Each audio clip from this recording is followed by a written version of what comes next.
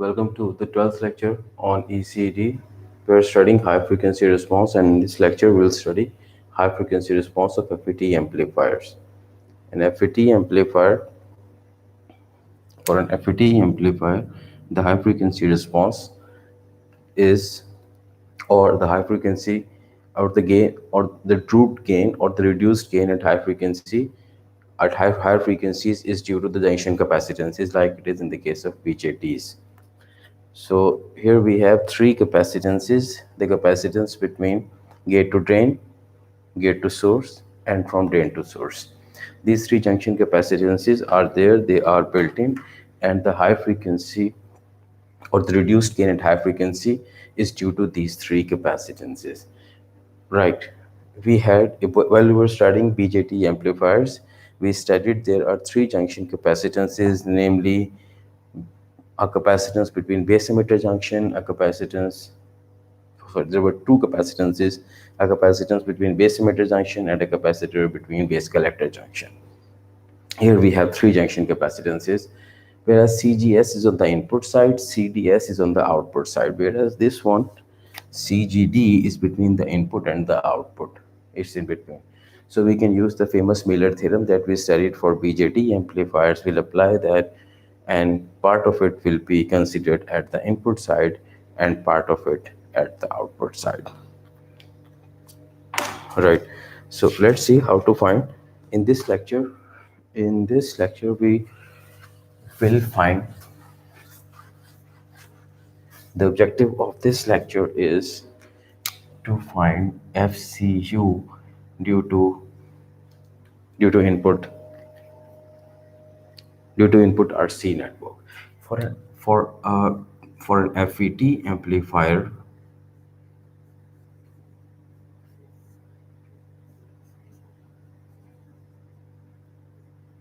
the input circuit is like this.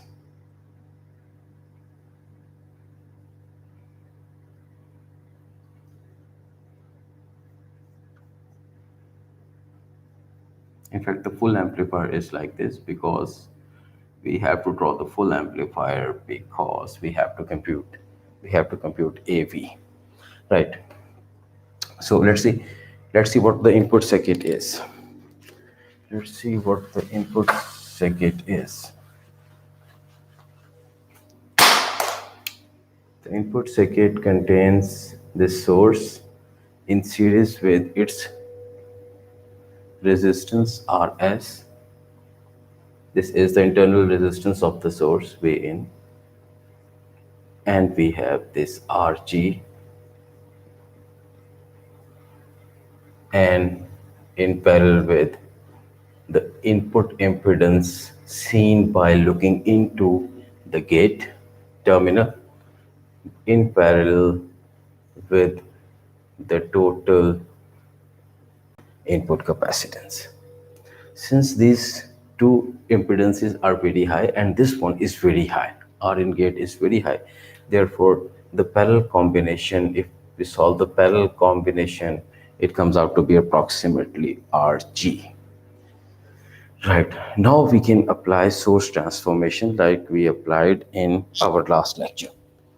If we apply source transformation on this voltage source and this series connected resistor, this can be replaced with a current source, and this parallel resistor comes in parallel instead of being in series, and the magnitude is V in over Rs. This is how we apply source transformation.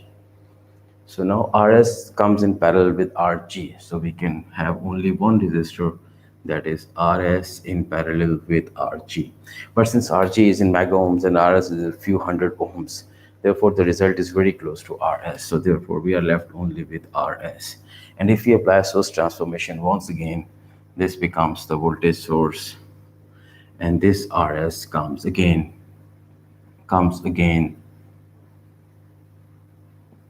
in series with that source. So now we have this Rs circuit where the resistance is Rs, RC circuit where we have the resistance is Rs and the capacitance is C total in. What is C total in then? This is the capacitance that is solely on the input side. What's that?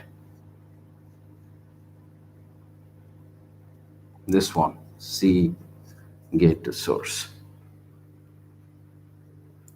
plus this capacitance, the part of is CGD, that is on the input side, and that is due to by applying Miller's theorem. This is CGD. So this is what C in total is. So, and we know that at FC, XC of this capacitance is the same as RS, which leads to this expression 1 over 2 pi RS C in total. Right. So this is the expression to find the required cutoff frequency. That is the objective of this lecture, and that is in terms of RS, the input source resistance, the source resistance, the internal resistance of the source, and this total input capacitance is capacitance computed using this formula. So this is the expression to compute FCU due to input RC network. And now we are going to solve an example. What's that? We have this given network where VDD is given to be 10 volts, RD is 1K, RL is 10 meg, RG is also 10 meg, RS is 50 ohms. And there are few other things given as data.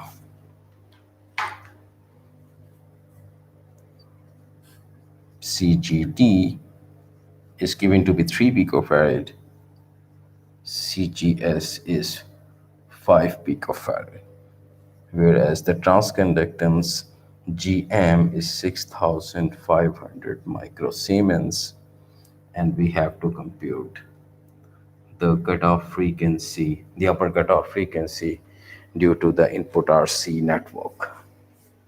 That's straightforward. What we have to do is, let's erase this portion and try plugging values in this expression. So RS is given to be 50 ohms. So half of the thing is done. The remaining is C total in which involves CGS, CGD, they both are given. And it also involves AV, which is still unknown. So if we find AV, we can find this FCU due to input RC network. And we know that we have studied, it's a recap from the last course, EDC, that AV is, the magnitude of AV is GM RD in parallel with RL. Its magnitude, because otherwise the sign is reverse. GM is 6500, RD is 1K in parallel with 10 meg.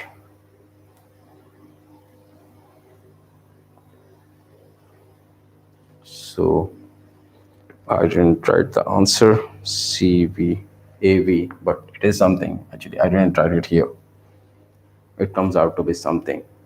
And if we put this AV here, we have just computed, and we put the value CGS 5 pico, the AV just computed, and CGD 3 pico.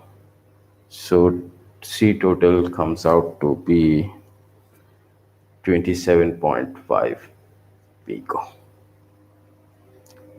27.5 picofarad. So now we have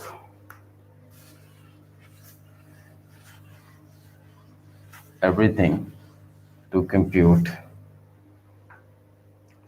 this FCU due to input RC network. C in total 27.5, or we can write it like this.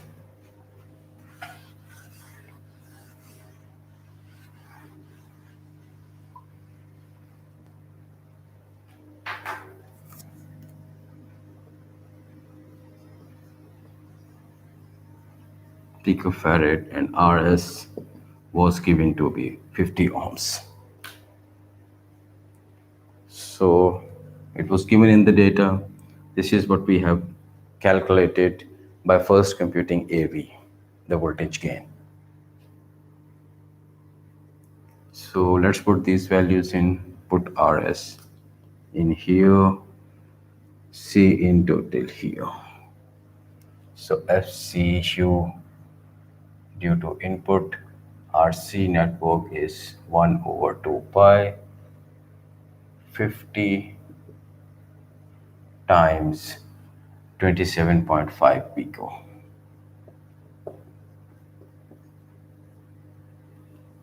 So this pico is 10 to the minus 12.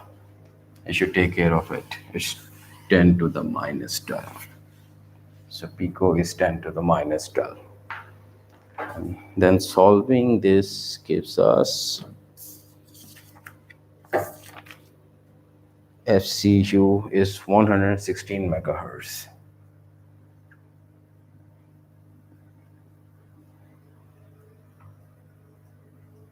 FCU due to input RC network comes out to be 116 megahertz. Right. So that's all for this lecture. In our next lecture, we will find this FCU, the upper cutoff frequency for the same circuit using the output RC network. Thank you.